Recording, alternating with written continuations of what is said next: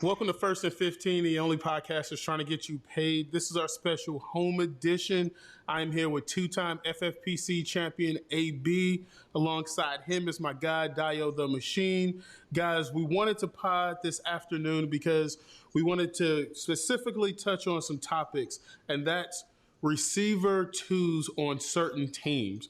Now, I know that we have a laundry list of teams to kind of talk about, but let's talk about the Rams first because that was the last team we talked about, but I think that's probably going to be the most controversial. AB, I know you wanted to talk about it a bit because I don't think you believe that that's settled who's going to be receiver two for the Rams, but Dio, I think you believe that it is. Guys, take it away. I, Oh I I'm don't man, even throwing think it's much bombs. of a discussion. yeah, this is mostly. I I don't mean, even think it's much of a discussion. So I'll let Abby kind of do his thing right now. yeah. This it likely is Allen Robinson. This wasn't so much as someone taking Allen Robinson's spot, more so just kind of keying in on Allen Robinson.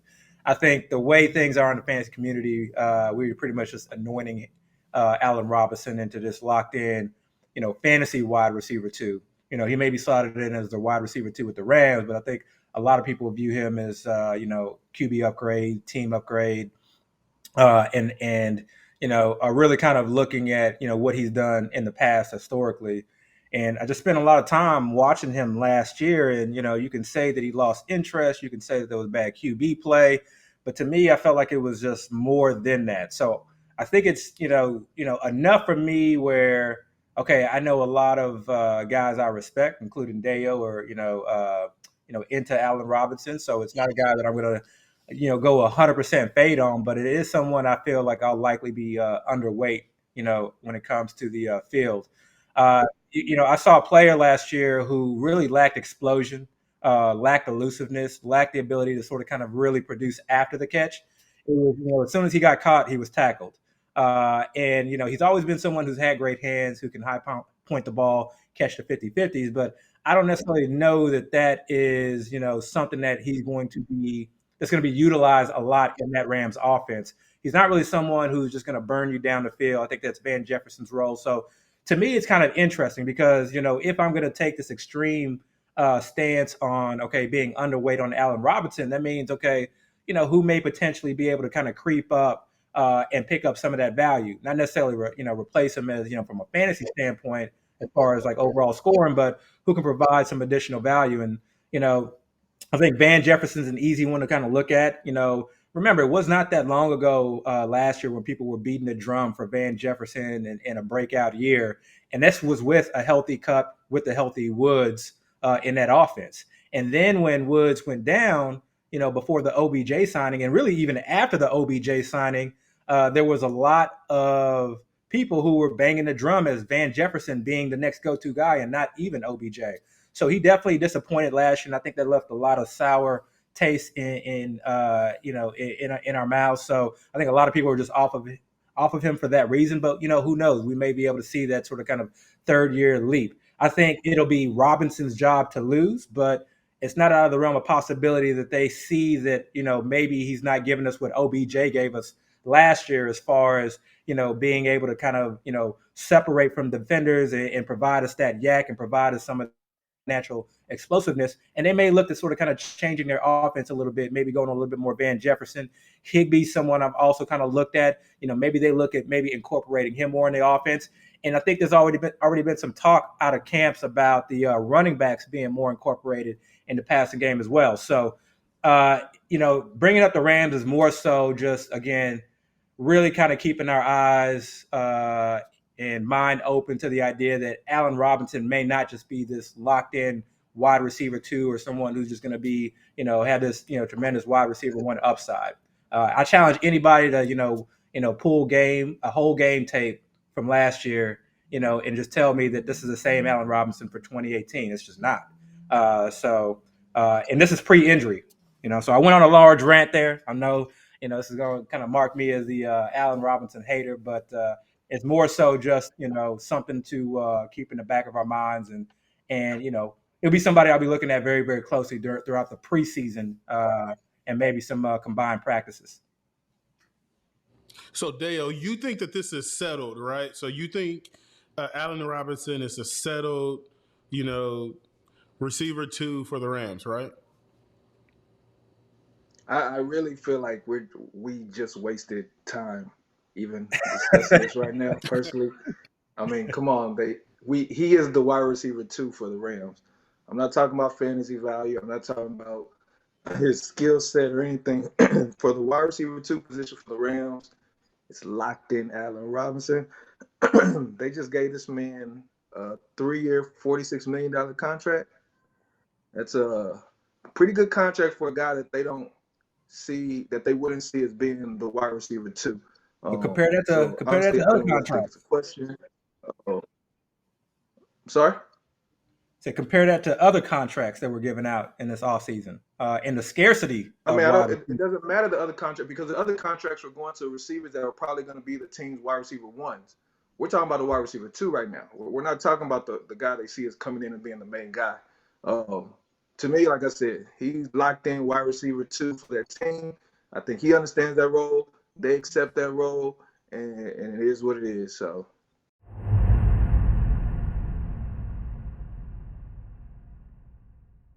The Rams aren't the only team that has like this receiver 2 role that's somewhat unsettled. I think a lot of people have kind of talked about Gabe Davis being receiver 2 for the Bills. I think it could be Jamison Crowder. What do you guys think? Who's going to be second to Stephon Diggs? Yeah, so I mean, just like Dale felt like it was unnecessary to talk about the Ram situation. I mean, some people may argue that it's unnecessary to talk about that with the Bill situation. Uh, I'm not in that camp either, though. I do think, in the end, it'll be Gabriel Davis. I think when people talk about Gabriel Davis, they need to talk about it in context and discuss why they are high on him.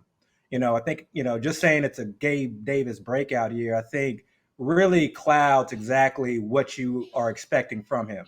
And to me, he's not someone that's going to be able to eat up a lot of targets that is going to be consistent week in and week out. And kind of where he's going in some drafts right now and the hype on him really, really worries me.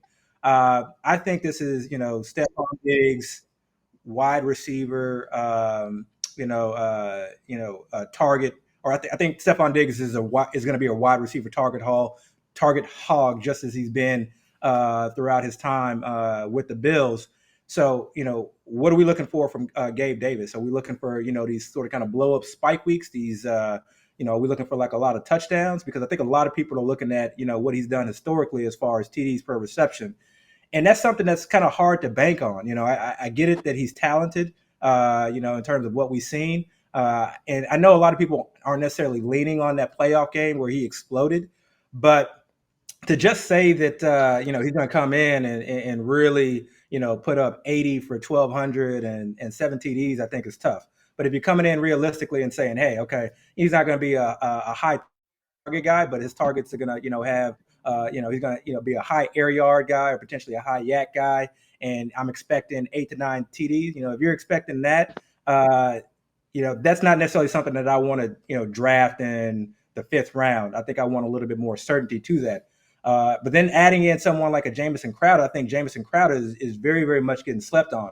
And part of that may be due to his injury history, which you can't ignore. But also look at what Josh Allen has done as far as targeting the slot receiver in this offense. I think people don't realize that like the slot receiver in this offense, I think last year got over 100 targets over the course of the season. But then also, I want to say was the second most targeted wide receiver position outside of Diggs in the red zone as well. So it's not as if Josh Allen also isn't looking for his slot receiver in the red zone. And when it comes to Beasley versus Jamison Crowder, I think Jamison Crowder is a significantly better receiver and offers better yak in that dimension too as well. And then they have a number of different other receivers like Isaiah McKenzie, and they drafted the rookie as well. I don't think he'll see much playing time this year. And then you add in Dawson Knox. I like Gabe Davis. I just don't like where he's going. And I do think it's, from a week-to-week standpoint, he may not necessarily be the wide receiver 2 in that offense. Some weeks it'll be Jamison Crowder. Some weeks it'll be Dawson Knox. And then, of course, some weeks it'll be Gabe Davis, and some weeks where he's maybe the wide receiver 1, 2. But that uncertainty, that kind of those large, fluctuations from week to week, not having that kind of stable floor is something that is a little bit off-putting. So, Diggs goes down. Obviously, he could smash, but if we're assuming everybody stays healthy, it's definitely a question. What about you, Dio? Like, do you think that Gabe Davis is the clear number 2 in Buffalo? Yeah, I think it is pretty clear that Gabe Davis is the number two. He's been there longer than anybody on that team except for Diggs, so he's kind of been in that system now. Albeit, they lost Daboll, so we can't guarantee they're going to run the same system. Ken Dorsey, former quarterback, might come in and say, "Hey, I want to do things my way." But when looking at the options, yeah, they have other options. They have Crowder, who was recently signed from the Jets. They have McKenzie, who's been there for a couple of probably the same amount of time as Gabe Davis, to be honest with you. They have Jake Kumaro, Aaron Rodgers, old buddy that they kind of were talked up a little bit last year. Then they drafted a rookie, Khalil Shakir. Forgot what team college. I think Boise State maybe. They drafted him in the 5th round. And Gabe Davis was a 4th rounder, so I'm just not going to totally ignore him. But as far as who the wide receiver 2 for this team is, Gabe Davis has shown improvement every year since he's been in the league. The last game we saw him, he put up those crazy numbers. It obviously wasn't something people could use for fantasy unless you were playing like the playoff challenge. But if that wasn't a regular season game, that was like a game-winning type performance. I'm sorry, a week-winning type performance from one of your players. So for me, I think it's pretty locked in. Gabe Davis to be the number 2. Now, with that being said, I do think it's a situation where they're going to use a lot of the receivers on the team.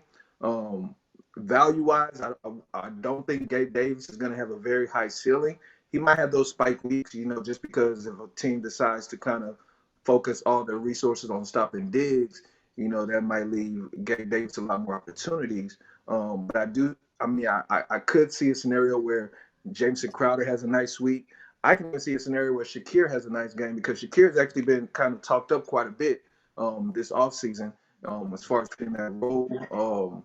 Talented guy, not the fastest, not the biggest, but probably somebody almost like a Hunter Renfro that's going to be able to get you those short intermediate catches and maybe might be a little bit more athletic than Renfro. Like everybody is, but anyways, so he's going to get his opportunity as well. And we've seen Josh Allen just kind of spread the ball at times when he's not locked into Diggs.